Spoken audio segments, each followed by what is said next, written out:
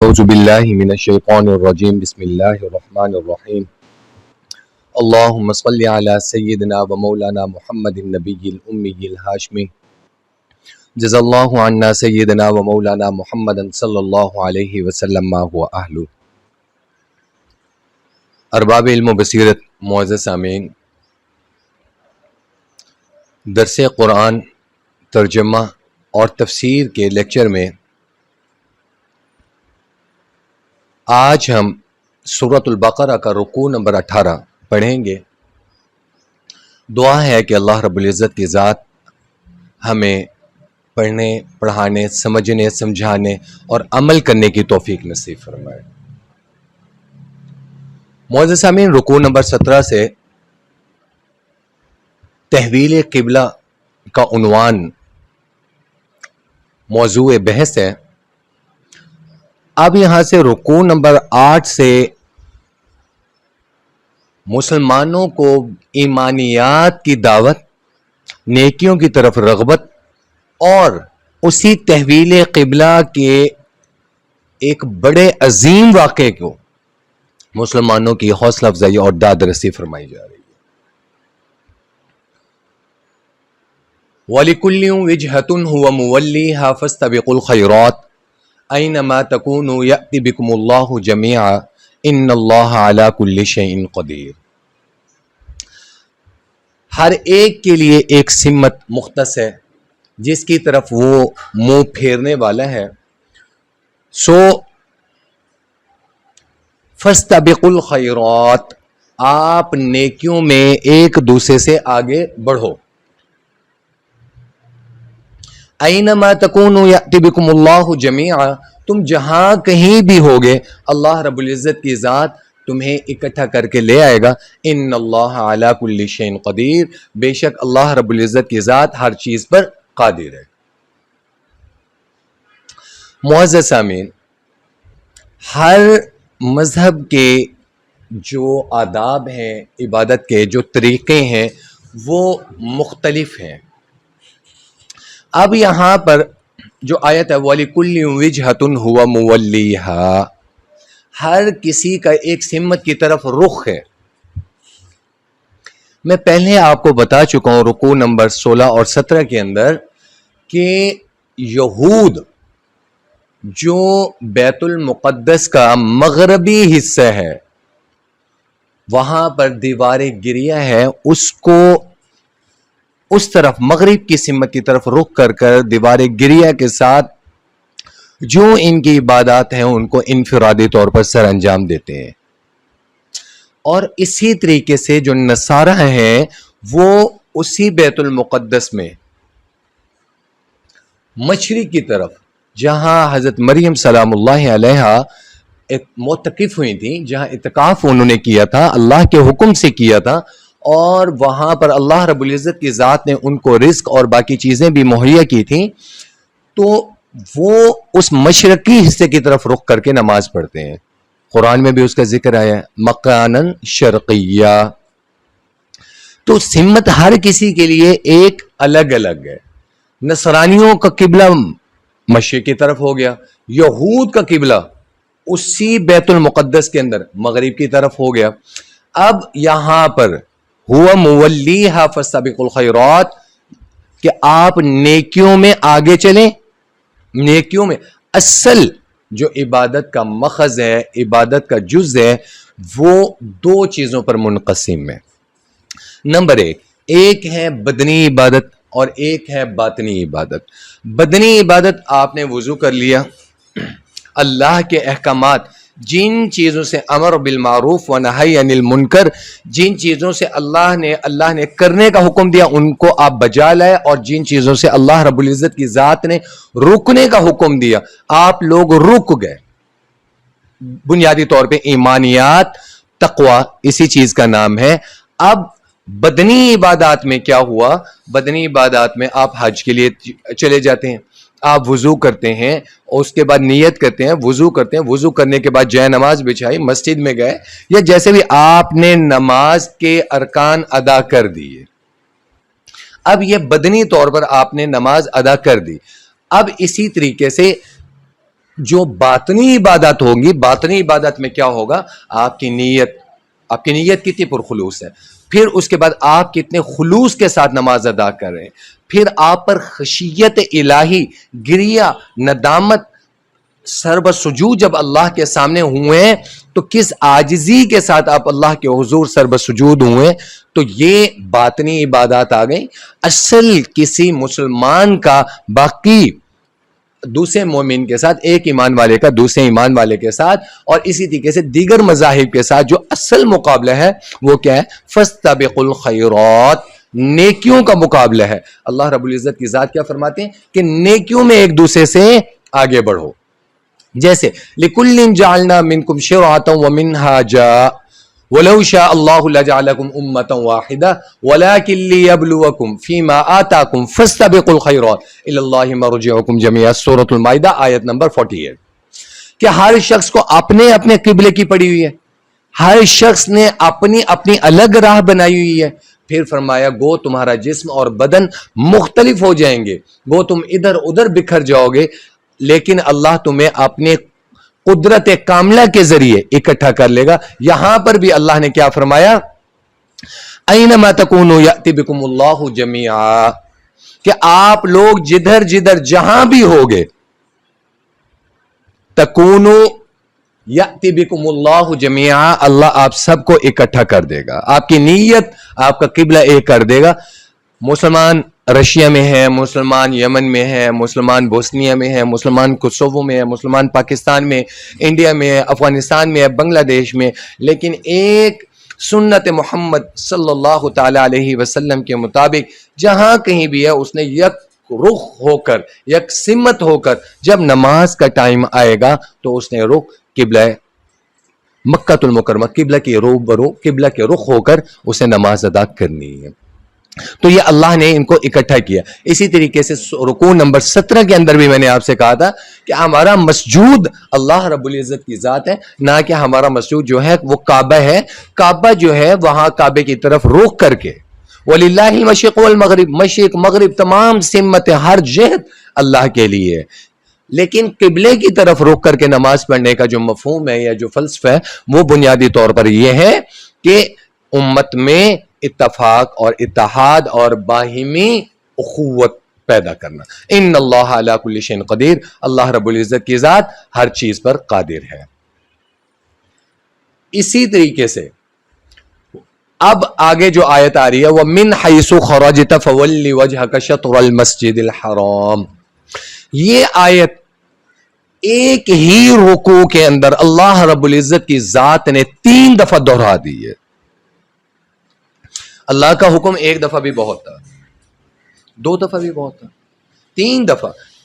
ایک دفعہ اللہ رب العزت کی ذات نے اس کو دہرا دیا، دوسری دفعہ اس چیز پہ کاربند کرنے کے لیے، اس چیز پر قائم و دائم رکھنے کے لیے، اتمام حجت کے لیے اللہ نے بتا دیا۔ اور تیسری چیز جب اللہ رب العزت کی ذات نے اس چیز کو ریپیٹ کیا تو اب یہاں پر زیرو ٹالرنس ہوگی، یہاں پہ کوئی گنجائش نہیں ہوگی۔ ایک ہی رکوع کے اندر یہ آیت وَمِنْ حَيْثُ خَرَجْتَ فَوَلِّ وَجْهَكَ شَطْرَ الْمَسْجِدِ الْحَرَامِ، یہ الفاظ 3 دفعہ دہرائے گئے ہیں یکے بعد دیگرے۔ وَمِنْ حَيْثُ خَرَجْتَ فَوَلِّ وَجْهَكَ شَطْرَ الْمَسْجِدِ الْحَرَامِ، سو جو جہاں سے نکلے اپنا چہرہ مسجد حرام کی طرف پھیر لے، بلا شبہ یقیناً وَإِنَّهُ لَلْحَقُّ مِن رَبِّكَ، بے شک یہی حق ہے آپ کے رب کی طرف سے، وَمَا اللَّهُ بِغَافِلٍ عَمَّا تَعْمَلُونَ، اور اللہ غافل نہیں ہے ہر اس چیز سے جو آپ لوگ کر رہے ہو۔ وَمِنْ حَيْثُ، اب یہ دوسری دفعہ ریپیٹ ہو رہا ہے، وَمِنْ حَيْثُ خَرَجْتَ فَوَلِّ وَجْهَكَ شَطْرَ الْمَسْجِدِ الْحَرَامِ، سو جو جہاں سے نکلے اس کو چاہیے کہ وہ اپنا رخ مسجد حرام کی طرف پھیر لے۔ وَحَيْثُ مَا كُنْتُمْ فَوَلُّوا وُجُوهَكُمْ شَطْرًا، تم جہاں کہیں بھی ہو سو اپنے چہرے کو اس کی طرف پھیرو تاکہ لوگوں کے پاس تمہارے خلاف کوئی حجت نہ رہے۔ لِأَلَّا يَكُونَ لِلنَّاسِ عَلَيْكُمْ حُجَّةٌ، تاکہ اتمام حجت ہو جائے، لوگ تم پر آرگو نہ کر سکیں، لوگ تم پر دلیل کریٹ نہ کر سکیں۔ إِلَّا الَّذِينَ ظَلَمُوا مِنْهُمْ فَلَا تَخْشَوْهُمْ، سو سوائے ان لوگوں کے جنہوں نے ان پر ظلم کیا ہے، فلا تخشوہم، ان سے مت ڈرو، وخشونی، مجھ سے ڈرو، ولی اتم، تاکہ میں تکمیل کر دوں، اتمام کر دوں، اور نعمتوں کو اینڈ تک آپ پر مکمل کر دوں، نعمتی، میری نعمتیں، علیکم، تم پر، وَلَعَلَّكُمْ تَهْتَدُونَ، تاکہ تم پوری طرح ہدایت والے ہو جاؤ۔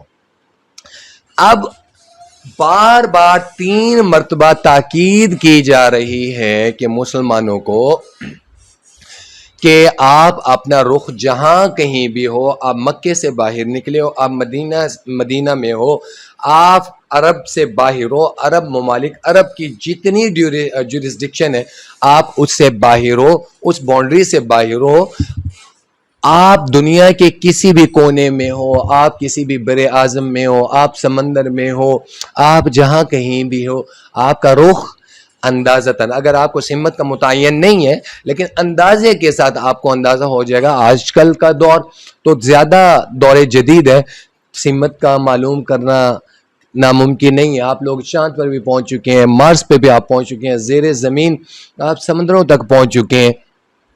بہرحال اگر نہیں بھی آپ کو اندازہ ہو رہا تو رخ اور نیت کیا ہو، مسجد حرام کی طرف آپ کا رخ ہونا چاہیے، اور اس کے بعد تاکہ جو نان مسلم ہیں، مثلا یہود اور نصارہ یا دیگر مذاہب، جو آپ پر حجت کریں، آرگو کریں یا آپ کے خلاف دلیل زنی کریں۔ مین مقصد یہاں پر دلیل زنی کرنے والے کون تھے؟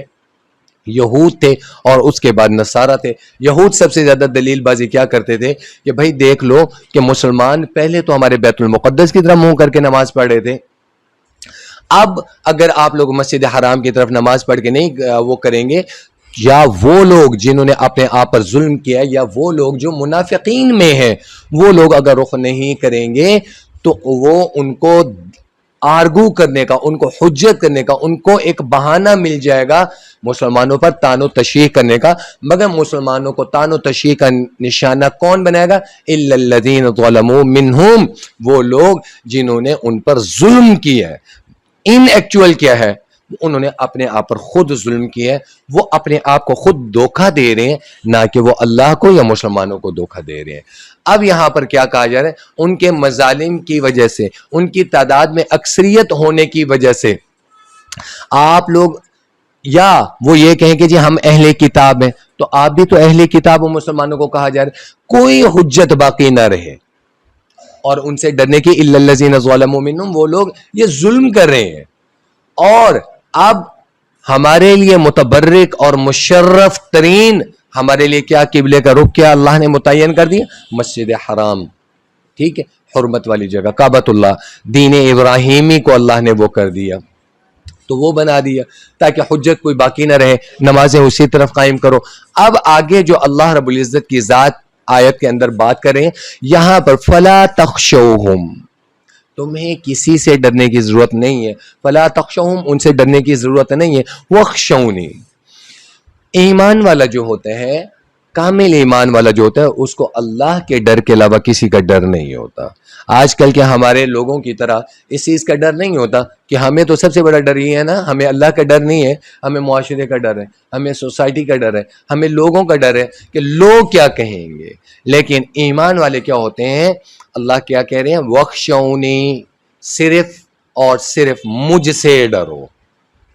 ولی اتم، جب اللہ کا ڈر آئے گا، خشیت الہی آپ کے دل میں پیدا ہوگی، آپ کی عبادات کے اندر خلوص پیدا ہوگا۔ جب آپ کی عبادات کے اندر خلوص پیدا ہو جائے گا تو آپ کا ہر عمل، آپ کا ہر امر بالمعروف و نہی عن المنکر والا آپ پیکر بن جائیں گے۔ تو جب آپ یہ پیکر بن جائیں گے، پھر اللہ کا وعدہ کیا ہے ایمان والے کے لیے، کامل ایمان والے کے لیے؟ وَلِأُتِمَّ نِعْمَتِي عَلَيْكُمْ، اللہ کہتے ہیں میں تم پر تمام نعمتوں کو مکمل کر دوں گا۔ جو آپ کی ڈیزائرز ہوں گی، جو آپ کی وشز ہوں گی، جو آپ کے ڈریم ہوں گے، جو آپ کے خواب ہوں گے، اللہ رب العزت کی ذات اس کو اتمام حجت کے ساتھ مکمل فرما دیں گے۔ اب اسی لیے اقبال نے کہا تھا، اپنے من میں ڈوب کر پا جا سراغ زندگی، اپنے من میں ڈوب کر پاجا سراغ زندگی، ہر چیز کو چھوڑ دو، اپنے من میں صرف خشیت الہی، اللہ کا ڈر پیدا کر دو۔ جب اللہ کا ڈر پیدا ہو جائے گا، وَلِأُتِمَّ نِعْمَتِي، کائنات کے ہر انسان کی بات جھوٹی ہو سکتی ہے، میرے اللہ کا فرمان جھوٹا نہیں ہو سکتا۔ کائنات کے ہر پیر فقیر مولوی کی بات جھوٹی ہو سکتی ہے، اللہ کا قرآن، اللہ کا کلام، اللہ کا وعدہ جھوٹا نہیں ہو سکتا۔ وَلِأُتِمَّ نِعْمَتِي، میں تم پر اپنی تمام نعمتوں کی تکمیل کر دوں گا، علیکم، تم پر، وَلَعَلَّكُمْ تَهْتَدُونَ، تاکہ تم ہدایت والے بن جاؤ۔ یہاں پر وَلَعَلَّكُمْ تَهْتَدُونَ، اب یہاں پر ایک چیز یہ بھی ہے کہ اللہ رب العزت کے نزدیک سب سے بڑی نعمت یا اتمام حجت، سب سے بڑی جو نعمتوں میں سب سے بڑی نعمت کیا ہے؟ وہ ہے ہدایت۔ ہدایت مل گئی، سب کچھ مل گیا۔ ہدایت مل گئی، ایمان مل جائے گا، ہدایت مل گئی، اللہ مل جائے گا، ہدایت مل گئی، رسول اللہ کی مکمل اطاعت والی زندگی آ گئی، ہدایت مل گئی، صحابہ والی زندگی آ گئی، ہدایت مل گئی، اہل بیت کی محبت آئے گی، ہدایت مل گئی، آل رسول کو عملی نمونہ بنائیں گے۔ یہ ہدایت ہے، سب سے بڑی نعمت کیا ہے؟ ہدایت ہو گئی۔ لعلکم تہتدون، تو اللہ سے ہدایت مانگا کرو۔ ہم مسلمانوں کا جہاں سے قرآن شروع ہوتا ہے، ہم جب پہلی عبادت کرتے ہیں یا قرآن کی تلاوت کرتے ہیں تو سب سے پہلے کیا کہتے ہیں؟ اہدنا الصراط المستقیم۔ ہم اللہ سے مانگتے ہی ہدایت ہے، باقی چیزیں آرڈنری، ہدایت ٹاپ آف دا لسٹ۔ کما ارسلنا فیکم رسولا منکم یتلو علیکم آیاتنا ویزکیکم ویعلمکم الکتاب والحکمہ ویعلمکم ما لم تکونوا تعلمون فاذکرونی اذکرکم واشکروا لی ولا تکفرون۔ ارباب علم و بصیرت، یہ آیات کما ارسلنا، جیسے ہم نے بھیجا رسول آپ کی طرف، جس طرح ہم نے بھیجا رسول آپ کی طرف، منکم، تم ہی میں سے، انہی میں سے، یتلو علیکم، جس نے تلاوت کی، آیاتنا، ہماری آیتوں کو، ویزکیکم، تاکہ وہ تزکیہ کرے، وہ تمہیں پاک کرتا ہے، وَيُعَلِّمُكُمُ الْكِتَابَ، اور تمہیں تعلیم دیتا ہے، سکھلاتا ہے کس کی؟ کتاب کی، والحکمہ، اب اس کے بعد حکمت آ گئی، وَيُعَلِّمُكُمْ مَا لَمْ تَكُونُوا تَعْلَمُونَ، تاکہ وہ تمہیں سکھائے وہ چیزیں، مَا لَمْ تَكُونُوا تَعْلَمُونَ، جو چیزیں تم نہیں جانتے۔ ارباب علم و بصیرت، اب یہیں سے آپ آیت نمبر 129 پر تھوڑا سا سورۃ البقرہ کی آیت نمبر 129 کی طرف آپ چلے جائیں۔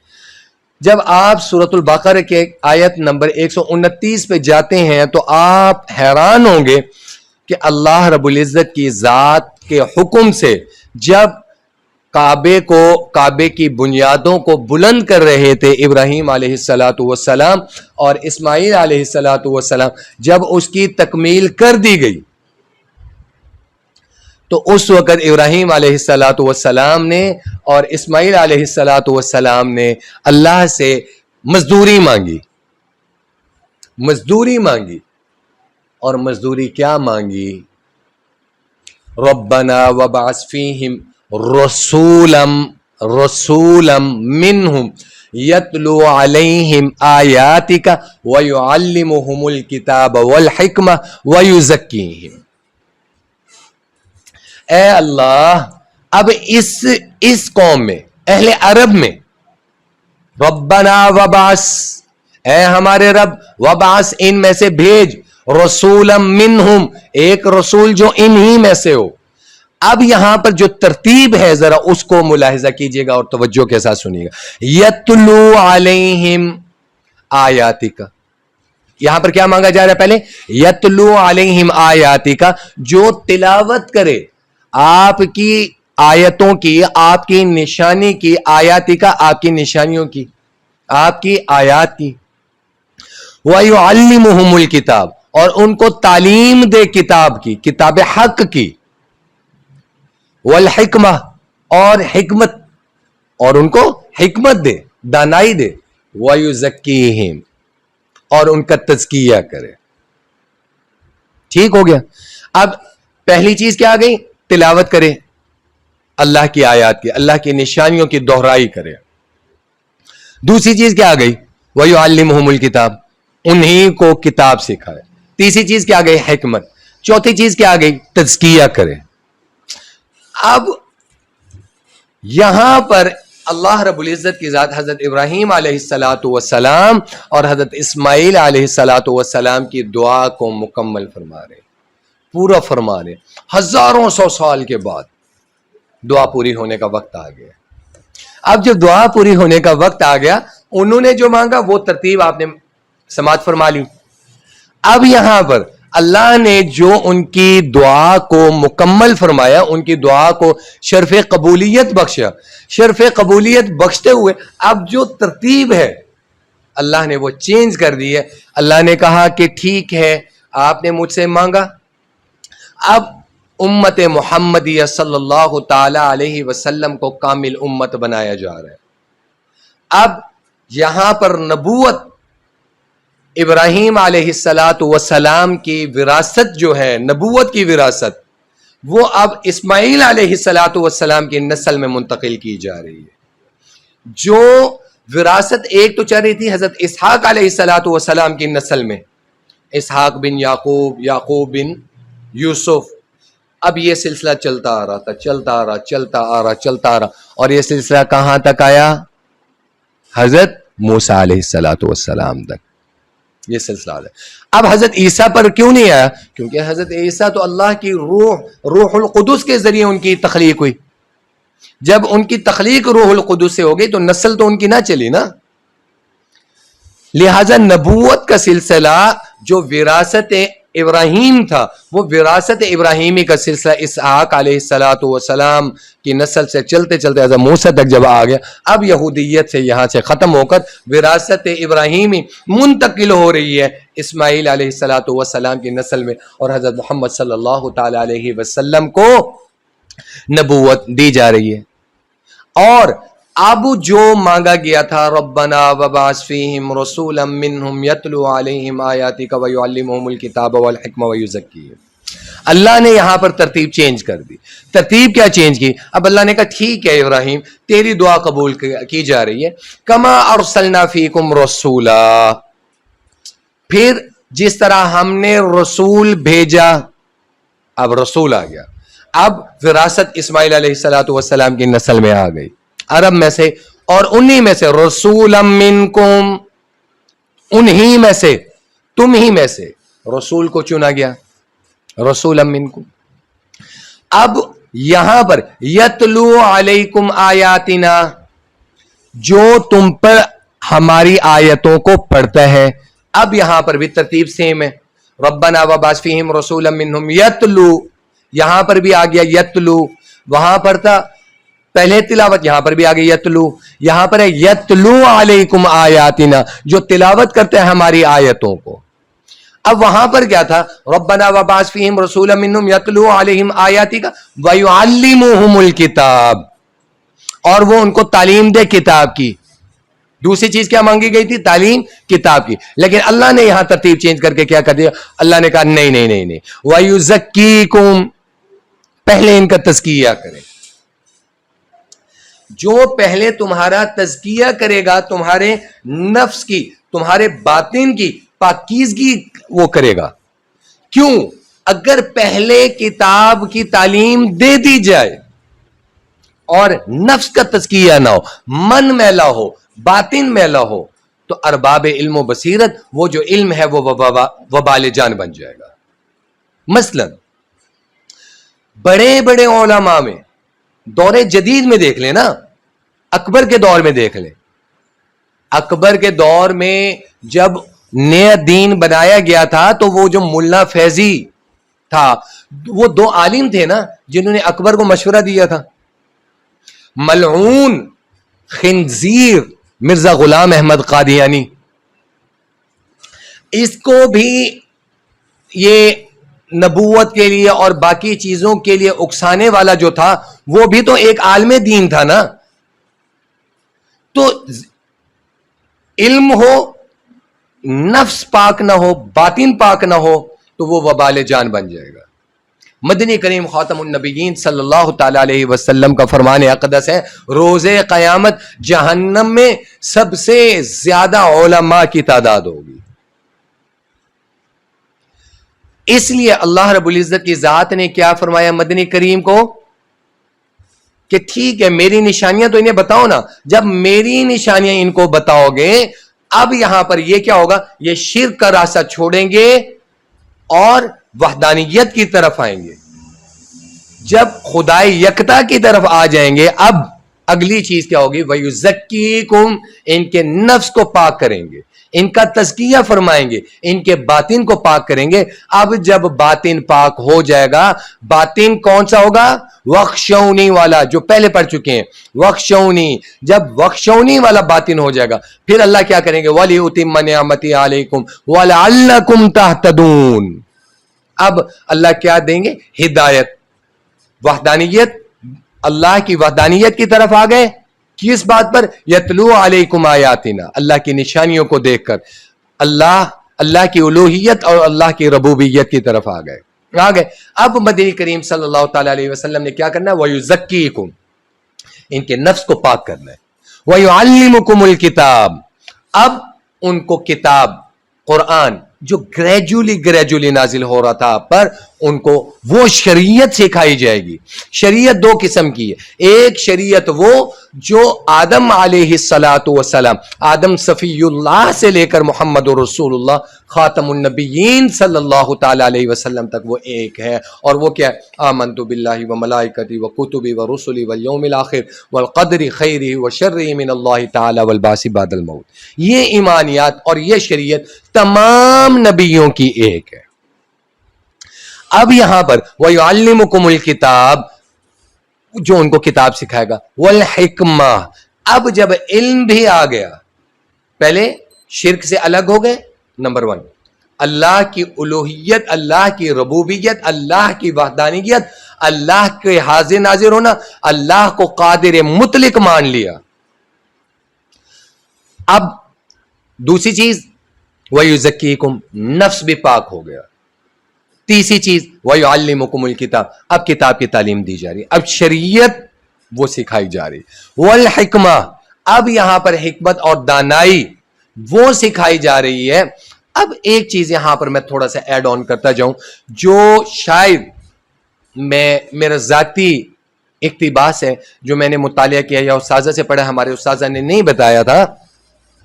ارباب علم و بصیرت, قرآن جو ہے نا وہ عربی میں نازل ہوا تھا. جب قرآن عربی میں نازل ہوا تو جن پر قرآن نازل ہو رہا ہے وہ بھی اہل عرب تھے اور ان کی زبان بھی عربی تھی. اب وَيُعَلِّمُكُمُ الْكِتَابَ, آپ لوگ اردو جانتے ہیں, انگلش جانتے ہیں. اب ایک انگلش کی کتاب آپ کے سامنے آ جائے, اردو کی کتاب آپ کے سامنے آ جائے, آپ پڑھ تو لیں گے لیکن اس کا مفہوم کیا ہے, اس کے لیے آپ شرح لیں گے. شرح لینے کے بعد آپ کو استاد کی بھی ضرورت پڑے گی, جو استاد آپ کو اس کا مفہوم, اس کا سیاق و سباق, اس میں شاعر کیا کہنا چاہتا ہے, اس میں رائٹر کیا کہنا چاہتا ہے, اس میں مصنف کیا کہنا چاہتا ہے, اس کو یہ وضاحت کرے گا. اب قرآن عربی میں نازل ہو گیا اور نازل بھی اہل عرب پر ہوا ہے, تو اندازہ لگا لیں کہ قرآن کی فصاحت اور بلاغت اتنی تھی. وَيُعَلِّمُكُمُ الْكِتَابَ, کہ انہیں پھر بھی مدنی کریم صلی اللہ تعالی علیہ وسلم کی ضرورت پڑی کہ وہ کتاب ان کو آپ بتائیں گے, آپ ان کو تعلیم دیں گے. وَالْحِکْمَةِ, اور صرف کتاب پڑھ لینا کافی نہیں ہے, اس کتاب کی حکمت کیا ہے, اس کتاب کا فلسفہ کیا ہے, اس کتاب کا سیاق و سباق کیا ہے, اس کتاب کا مفہوم کیا ہے, اس کتاب سے قیاس کیسے کرنا ہے, وہ مدنی کریم صلی اللہ تعالی علیہ وسلم کو بتائیں گے. وَيُعَلِّمُكُمْ مَا لَمْ تَكُونُوا تَعْلَمُونَ, اور ہر اس چیز کی بھی تعلیم دی جائے گی جو آپ لوگ نہیں جانتے. اب یہاں پر بتا دیا گیا نبی بے شک تم ہی میں سے چنے, لیکن نبی اور رسول کا استاد میں بارہا آپ کو بتا چکا ہوں, وہ ڈائریکٹ اللہ رب العزت کی ذات ہوتی ہے, مخلوق نہیں ہوتی. نبی کا علم اور نبی کا تقوی, نبی کی فہم و فراست کا ادراک دنیا کا اور کوئی انسان نہیں کر سکتا. یہاں پر یہ بتا دیا گیا کہ یہاں پر اب تمہارے تمام علوم نبی کے سامنے فیل ہے. ما لم تکونوا تعلمون، جو تم نہیں جانتے وہ نبی جانتا ہے، کیونکہ نبی کو کچھ علوم اللہ وحی خفی کے ذریعے بھی دیتے ہیں. فذکرونی، اب یہاں پر اللہ نے کہہ دیا فذکرونی فذکرونی فذکرونی، بس تم میرا ذکر کرو، تم مجھے یاد کرو. اذکرکم، میں تمہیں یاد کروں گا. اب یہاں پر وہ کیا چیز آ گئی کہ اب اللہ کی محبت جتنی ہوگی، اللہ کی یاد دہانی جتنی ہوگی، فذکرونی، اللہ کو جتنا یاد کرو گے، اذکرکم، وہ بھی اتنا یاد کرے گا. مدنی کریم صلی اللہ تعالی علیہ وسلم کا فرمان اقدس ہے. اللہ رب العزت کی ذات فرماتے ہیں کہ جو شخص میری طرف چل کر آتا ہے میں اس کی طرف دوڑ کر آتا ہوں، جو میری طرف ایک بالش آتا ہے میں اس کی طرف ایک ہاتھ آتا ہوں، جو شخص میری طرف چل کر آتا ہے میں اس کی طرف دوڑ کر آتا ہوں. تو بھائی بات ایک ہے، اللہ نے کرائٹیریا بتا دی ہے کہ میرے تک پہنچنے کے لیے یا میری شفقت، میری محبت، میری رحمت، میری برکات، میری فیوز، میری سب کچھ حاصل کرنے کے لیے آسان سا کرائٹیریا ہے. تمہیں دائیں بائیں جانے کی ضرورت نہیں ہے. فذکرونی، تم مجھے یاد کرو، اذکرکم، میں تمہیں یاد کروں گا. واشکروا لی ولا تکفرون، اور تم میرا شکر ادا کرو، میری ناشکری مت کرو. اور جب اللہ کا شکر ادا کرو گے تو کیا ہوگا؟ اللہ کی نافرمانی بھی نہیں ہوگی، اللہ کی ناشکری بھی نہیں ہوگی. تو پھر اللہ نے کیا فرمایا؟ لَإِن شَكَرْتُمْ لَأَزِيدَنَّكُمْ، اگر تم لوگ میرا شکر بجا لاؤ گے، لَأَزِيدَنَّكُمْ، تو پھر میں نعمتوں کو لَأَزِيدَنَّكُمْ تمہیں زیادہ سے زیادہ عطا کروں گا. ارباب علم و بصیرت، اللہ رب العزت کی بارگاہ میں دعا ہے کہ اللہ رب العزت کی ذات عمل کرنے کی توفیق نصیب فرمائے، جو کچھ پڑھا اپنی بارگاہ میں قبول فرمائے اور ہمارے لیے صدقہ جاریہ بنائے. وآخر دعوانا ان الحمدللہ رب العالمین. یا وجیہتی والکرامی وحلیف العلم والحکم